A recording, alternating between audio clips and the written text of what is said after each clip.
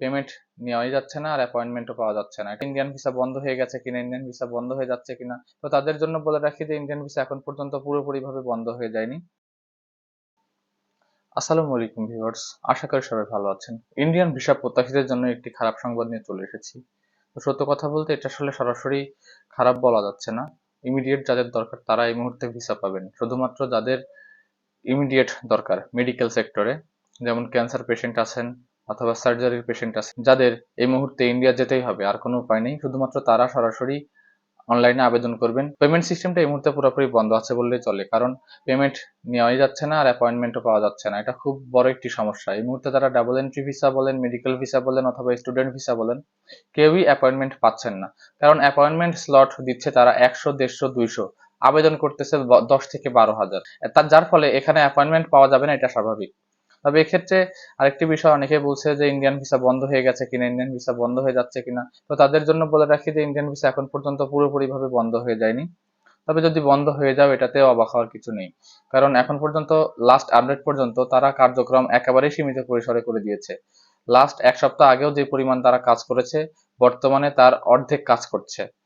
এটা বলা যায় এক রকমের দুঃসংবাদই বলা যায়।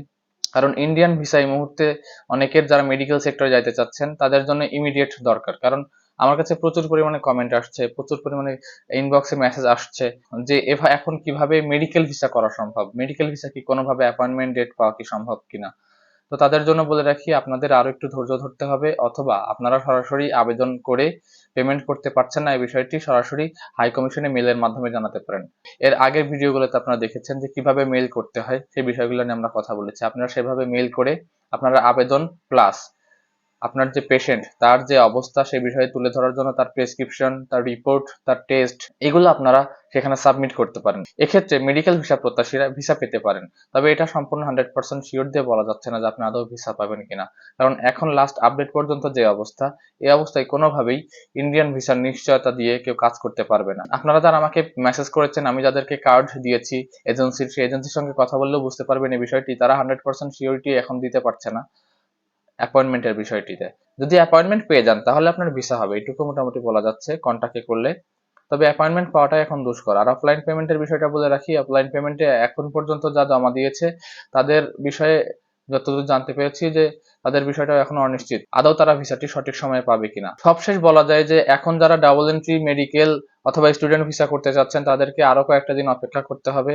মিনিমাম আরো এক সপ্তাহ পরে এই শিডিউল জটিলতাটা কাটতে পারে, অর্থাৎ অ্যাপয়েন্টমেন্টের বিষয়টি আরো এক সপ্তাহ পরে স্বাভাবিক হওয়ার সম্ভাবনা আছে। তবে এই মুহূর্তে আপনাদের জন্য একটি বড় দুঃসংবাদ বলা যায় যে ইন্ডিয়ান ভিসা এই মুহূর্তে খুবই স্লো যাচ্ছে, অ্যাপয়েন্টমেন্ট পাওয়া যাচ্ছে না এবং ভিসার রেশিও তুলনামূলক কম। তো যারা ডাবল এন্ট্রি এবং মেডিকেল ভিসা করতে চাচ্ছেন তাদের উদ্দেশ্যে বলে রাখি আরো কয়েকটা দিন অপেক্ষা করুন যদি সম্ভব হয়, আর না হলে এভাবে ট্রাই করতে থাকুন। যদি কোনোভাবে হয়ে যায় তাহলে তো আপনার লাক ভালো, কপাল ভালো, যার ফলে হয়ে গেছে। আর যদি না হয় দুশ্চিন্তা করবেন না, কিছুদিন পরে আবার চেষ্টা করবেন, ইনশাল্লাহ হয়ে যাবে। তো এখন পর্যন্ত যারা আমাদের সঙ্গে ছিলেন তাদেরকে অসংখ্য ধন্যবাদ। আমাদের চ্যানেলটি সাবস্ক্রাইব করে রাখুন পরবর্তীতে এ ধরনের ইন্ডিয়ান ভিসা সংক্রান্ত যাবতীয় তথ্য পাওয়ার জন্য। আল্লাহ হাফেজ।